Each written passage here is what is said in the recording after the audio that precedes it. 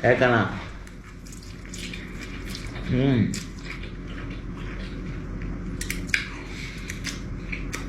μακαρόνια με κιμά, αλλά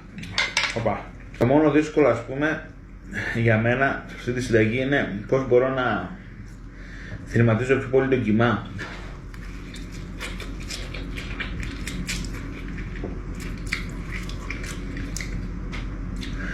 Σίγουρα κάνω κάτι λάθος στη συνταγή, δεν είμαι μάγειρας, οπότε